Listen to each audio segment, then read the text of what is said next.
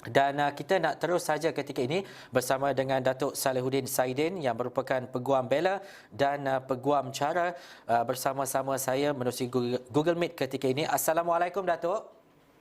Waalaikumsalam warahmatullahi wabarakatuh. Ya, terima kasih Datuk kerana bersama dengan Esok Awani dan saya percaya Datuk mengikutinya bukan setakat semalam tetapi sejak berhari-hari bila kita ada desas-desus berkaitan dengan peletakan jawatan dan sebagainya berlaku semalam dan hari ini tumpuan ke Istana Negara, proses perundangan itu berlaku dan juga proses pemilihan Perdana Menteri itu juga berlangsung dengan majoriti yang mungkin akan dikemukakan dan sebagainya, tetapi melihat kepada konteks ini secara keseluruhan, bagaimana perjalanan untuk kita menamakan ataupun melihat kepada Perdana Menteri yang ke-9 nanti dan juga pembentukan kabinet yang baharu, Datuk? Baik, sejak kebelakangan ini berbagai peristiwa yang telah berlaku ya, dan negara kita ini sebenarnya tidak lekang dengan berbagai perkara-perkara yang mengejutkan kita ya. Dan seperti mana yang kita sedia maklum, Yang Amat Berhormat Perdana Menteri Tan Sri Muhyiddin telah meletakkan jawatan dan telah diperkenankan oleh Duli Yang Maha Mulia Yang di-Pertuan Agong semalam. Dan disebabkan itu, maka proses undang-undang akan mengambil tempat di mana Yang di-Pertuan Agong adalah perlu menjalankan kuasa yang telah diperuntukkan seperti mana dalam Perlembagaan Persekutuan.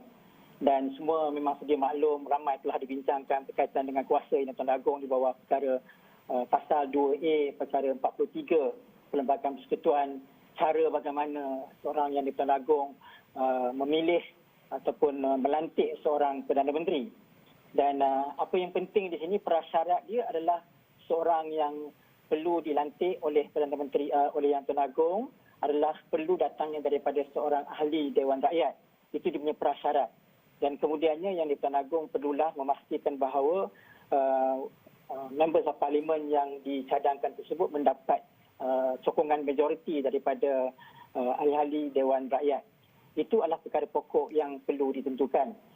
Dan bagi memastikan bagaimanakah proses untuk Yang di-Pertuan Agong memastikan seseorang itu mendapat kepercayaan majoriti.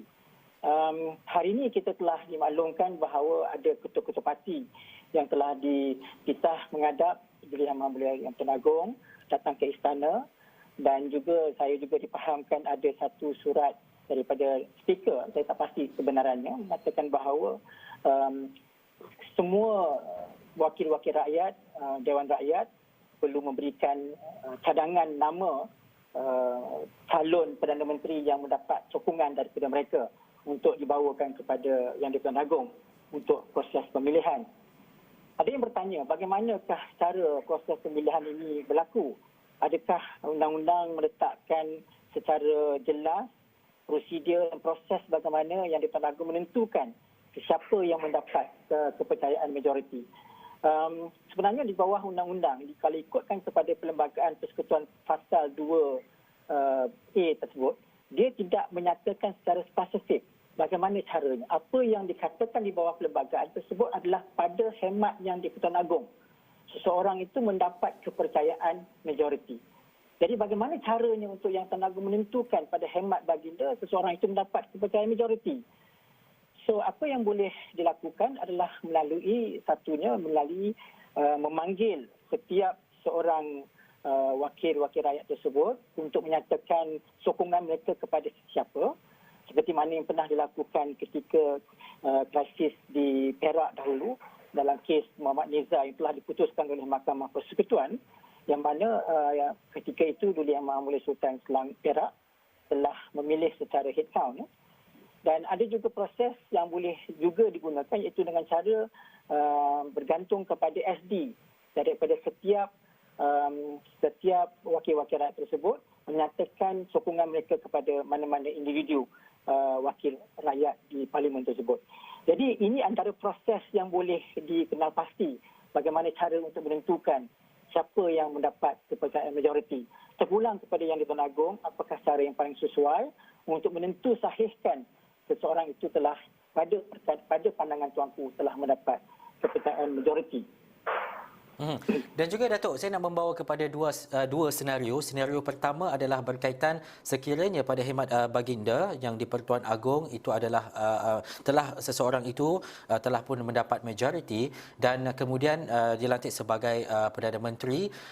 Selepas itu, cara yang perlu kita lihat, adakah wajib ataupun perlu mengikut perlembagaan Perdana Menteri untuk membuat undi percaya di sesi Dewan Rakyat untuk sahkan keabsahan majoriti berkenaan?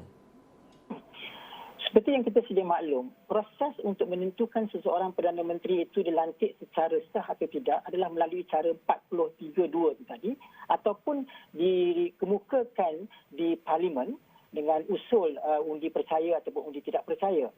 Jadi, andai kata proses yang telah dijalankan oleh Yang di-Pertuan Agong di bawah perkara 43 pasal 2A itu tadi, saya merasakan tidak perlu lagi sekiranya nak diadakan satu usul percaya ataupun tidak percaya di Parlimen. Sebabnya proses itu baru saja dilaksanakan oleh Yang di-Pertuan Agong. Melainkan ada pihak yang tidak berpuas hati ataupun pada ketika tempoh antara penentuan oleh Yang di-Pertuan Agong itu hinggalah ke tarikh Parlimen bersidang itu telah berlakunya proses pertukaran parti iaitu melompat dan sebagainya, maka sekiranya ada keadaan sedemikian berlaku, ada kemungkinan usul tidak percaya dibawa semula kepada Parlimen dan pada ketika itu Parlimen boleh meletakkan ataupun menentukan sama ada usul tersebut diterima untuk dibawa usul undi tidak percaya bagi menentukan keabsahan seseorang Perdana Menteri tersebut. Jadi tidak ada hak infasrul, tidak ada satu perkara yang jelas ataupun nyata diperuntukkan di bawah perlembagaan. Datuk, satu lagi senario adalah sekiranya tiada majoriti dari mana-mana parti ataupun daripada mana-mana individu yang menyokong untuk menjadi Perdana Menteri. Apa tindakan dan juga langkah yang harus dilakukan selepas itu? Inilah satu perkara yang agak menggusarkan kita semua, ya. Sebab kalau kita lihat kepada akhbar-akhbar di media-media sosial, kita dapati bahawa tidak ada sebenarnya satu pihak ataupun satu komponen parti yang mempunyai majority support, ya. Sebab tumbangnya kerajaan pimpinan Tan Sri Muhyiddin ini juga adalah kerana dikatakan bahawa beliau telah hilang kepercayaan majoriti, mana lebih kurang 8 orang telah menarik balik sokongan mereka kepada Perdana Menteri pada ketika itu. Jadi disebabkan itu, kita tahu apabila 8 orang ini berpindah ataupun menarik balik sokongan, persoalannya adakah 8 orang ini akan menyokong mana-mana pihak lain. Dan tidak dinyatakan secara jelas, dan kalau kita lihat ke dalam media sosial mengatakan UMNO, sebahagian daripada UMNO yang mengatakan bahawa mereka menarik sokongan terhadap Tan Sri Muhyiddin, tidak juga menyatakan mereka akan memberikan sokongan mereka kepada mana-mana pimpinan parti yang lain. Ya? Jadi disebabkan itu, ianya nampak macam kekal. Setiap satu ketua-ketua parti ini tidak ada mana-mana yang mendapat sokongan majoriti. Andai kata perkara ini berlaku, memang agak sukar, kita tidak pernah melalui peristiwa seperti ini di negara kita. Kalau ini berlaku, ini kali pertama. Tetapi saya percaya kali pertama ini kita perlu melihat balik kepada peruntukan undang-undang. Bagaimanakah cara undang-undang menangani permasalahan yang timbul ini. Baik, kalau kita lihat kepada Perlembagaan Persekutuan, dia tidak menyatakan keadaan yang mana satu kerajaan perpaduan boleh dibentuk. Sebab antara option yang boleh dipilih oleh Yang di-Pertuan Agong adalah yang pertama, kalau ikut pembentukan undang-undang, boleh ditubuhkan satu kerajaan perpaduan. Maksud kerajaan perpaduan ataupun kerajaan unity ini adalah apabila seseorang ataupun komponen-komponen parti di dalam negara ini berpakat ataupun membuat rundingan bahawa since tiada siapa yang mendapat kepercayaan majoriti, apa kata kita lantik antara yang banyak-banyak parti itu sokongannya lebih ramai, walaupun dia kecil, walaupun dia tidak sampai majoriti, tetapi dia yang paling ramai antara parti-parti yang lain itu, maka dipilih di kalangan dia itu untuk menjadi seorang Perdana Menteri.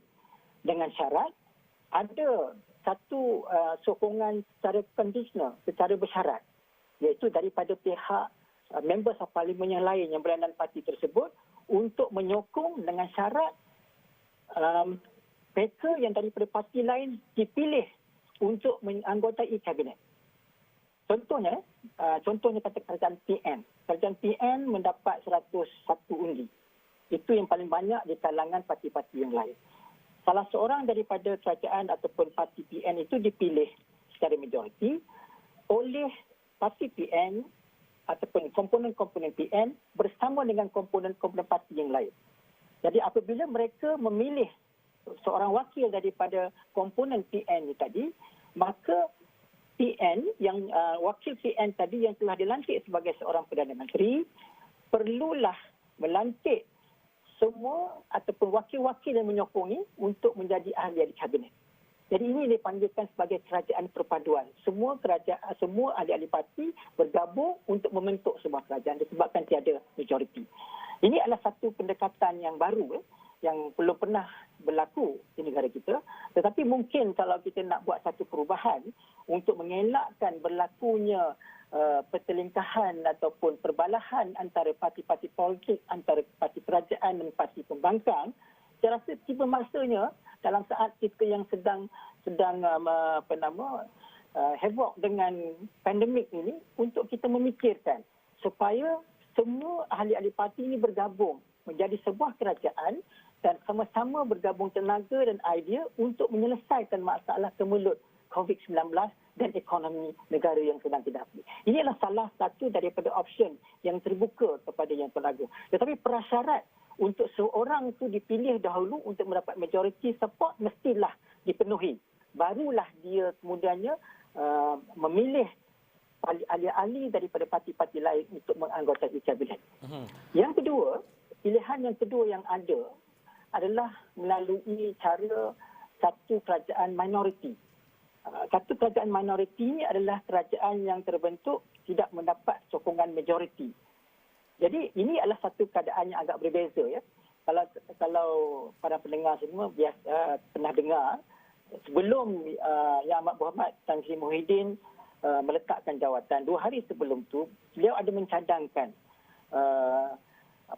satu package yang mana mengajak ahli-ahli pembangkang ataupun wakil-wakil rakyat pembangkang untuk bersama dengan kerajaan sama-sama membantu kerajaan ke arah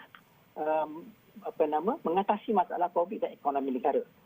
Dan antara syarat yang diletakkan ataupun antara perkara yang diletakkan adalah dengan cara segala fund kepada semua wakil rakyat dibagi sama rata, ketua pembangkang diberikan status sebagai seorang menteri, dan dalam masa yang sama mengharapkan bahawa opposition tadi tidak akan apabila ada usul undi percaya atau menyokong undi percaya itu terhadap Perdana Menteri yang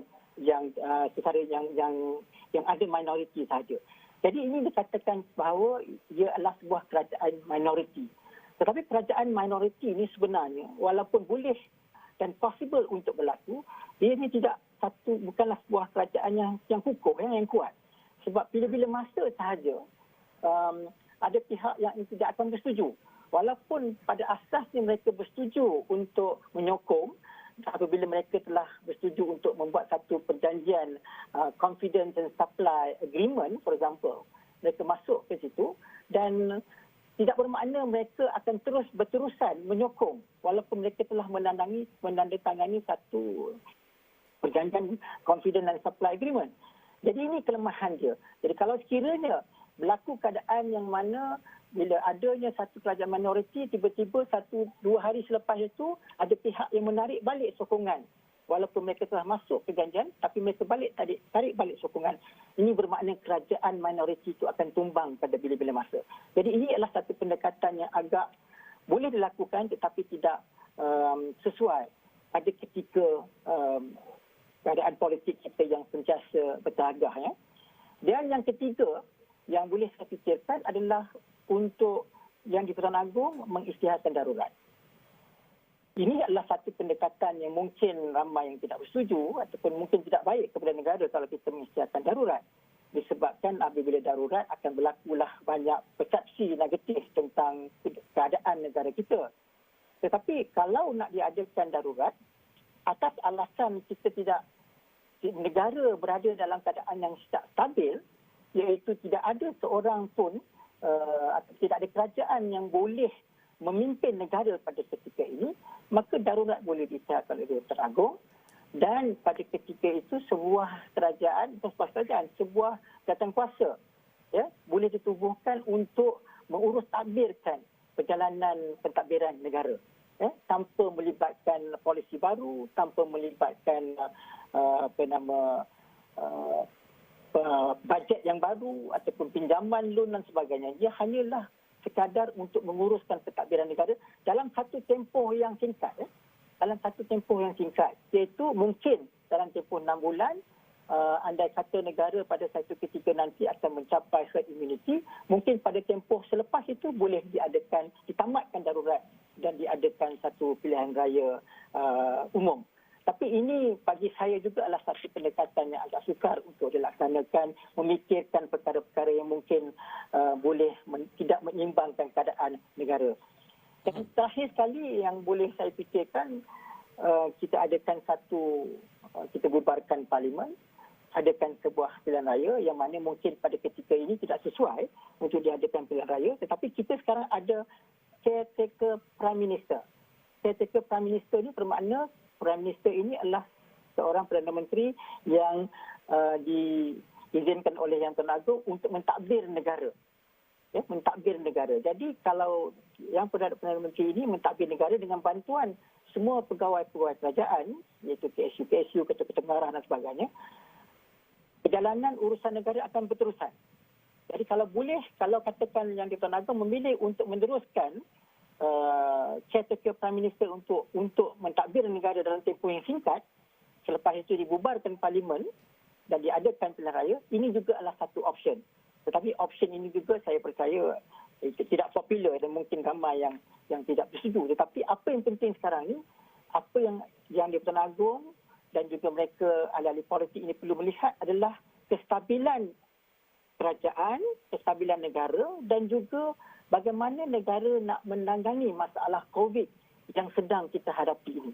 Sebab kalau sekiranya kita masih bertelagah dan masih memikirkan kepentingan diri, siapa nak jadi Perdana Menteri, kerajaan mana, parti mana nak jadi Perdana Menteri dan sebagainya, ini akan menyulitkan proses kita memulihkan ekonomi, memulihkan pandemik wabak COVID-19 di negara ini.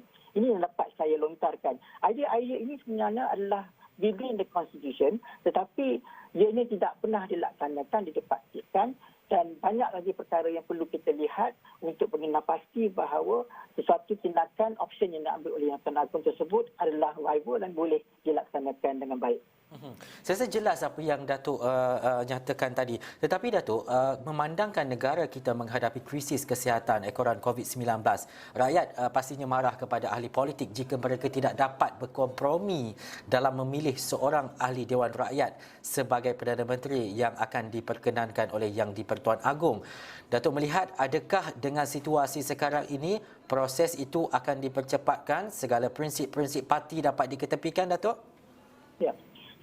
Ini satu masalah yang sepatutnya ahli politik patut hindarkan.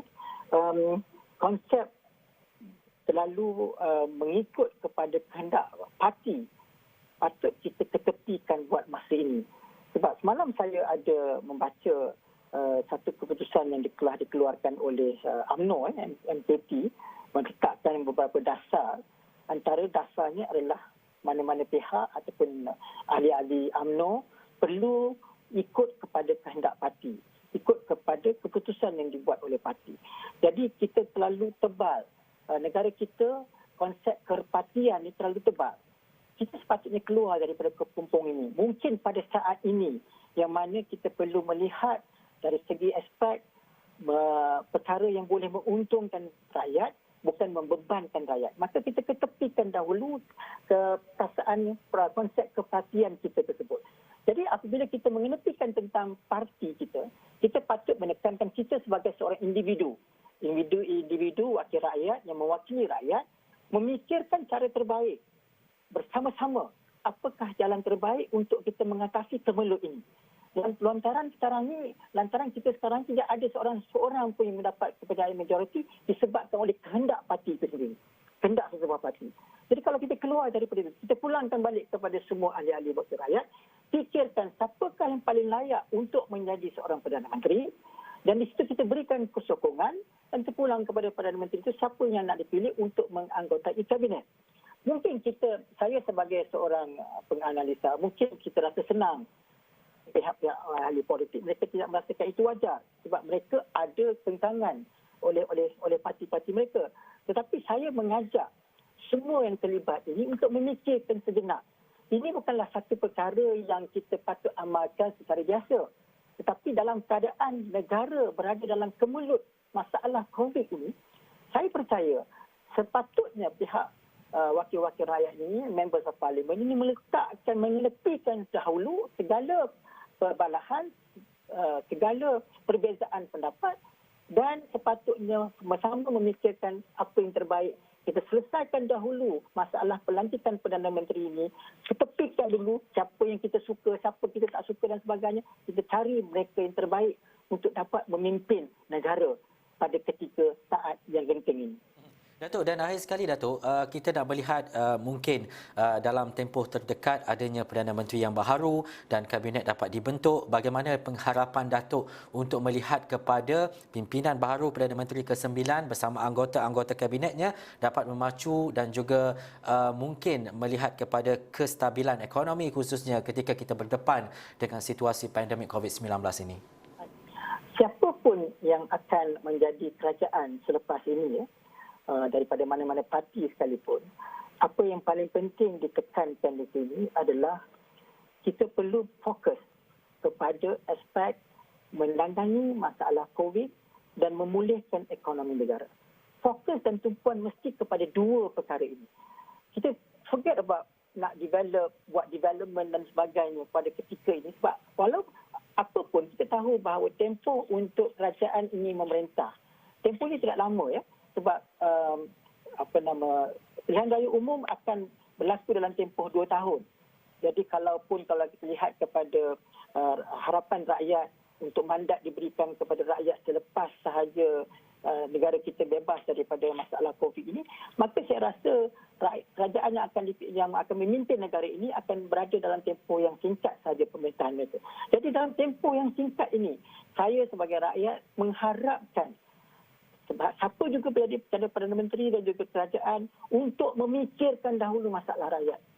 Ketepikan segala perasaan dendam. Ini yang kita tak nak ni. Sebab kebanyakan bila sebuah kerajaan terbentuk, mereka akan dikatakan melihat kepada apakah tindakan yang boleh diambil terhadap mereka yang menganggotai kabinet yang lalu. Jadi kita punya tumpuan itu terarah kepada perkara yang lain. Sedangkan sepatutnya apabila kerajaan terbentuk, dalam keadaan negara kita yang tengah susah ni, sepatutnya dipikirkan bagaimana kita nak mengatasi. Bawa kembali mereka yang selepas ini akan menjadi opposition, bawa opposition ini untuk bersama-sama dengan pihak kerajaan, bergabung tenaga, bergabung idea untuk mencari jalan penyelesaian yang terbaik. Perlu diingat, ya, pihak orang-orang pemimpin politik ini memikirkan tentang dasar, cara terbaik. Tetapi jangan lupa bahawa segala dasar yang nak diimplement adalah oleh pegawai-pegawai kerajaan. Malah pegawai-pegawai kerajaan ini mempunyai banyak idea untuk mereka bersama-sama dengan ahli-ahli politik untuk sama-sama mencari jalan terbaik untuk menyelesaikan masalah negara kita. Jadi tumpuan, kita perlukan dua fokus saja. Pulihkan ekonomi, selamatkan rakyat daripada wabak COVID-19, pastikan jumlah menurun, kematian menurun, rakyat tak susah. Ini saja harapan kita. Siapa pun jadi Perdana Menteri, tolonglah, carilah jalan. Keluarlah daripada kepompong kepartian ini, keluarlah daripada perasaan marah, berdendam dengan mana-mana pihak untuk kita sama-sama memikirkan rakyat. Rakyat dah jelak dah sebenarnya. Rakyat dah jenuh dah mendengar pergolakan politik ni yang tidak habis-habis. Akhirnya rakyat juga yang parah menerima tekanan akibat daripada ketidakstabilan politik dan kerajaan ini. Itu harapan saya. Ya. Saya rasa jelas apa yang Datuk katakan tadi dan pastinya kita nak melihat kepada perkembangan ini dari semasa ke semasa dan insya-Allah nanti kita akan bersama lagi dengan Datuk perkara-perkara begini untuk kita faham dan juga rakyat dan juga masyarakat untuk penonton mengetahui bagaimana proses itu dan juga rentetan perkara dan juga pelantikan Perdana Menteri ini berlaku. Terima kasih Datuk Salihuddin Saidin, Peguam Bela dan juga Peguam Cara.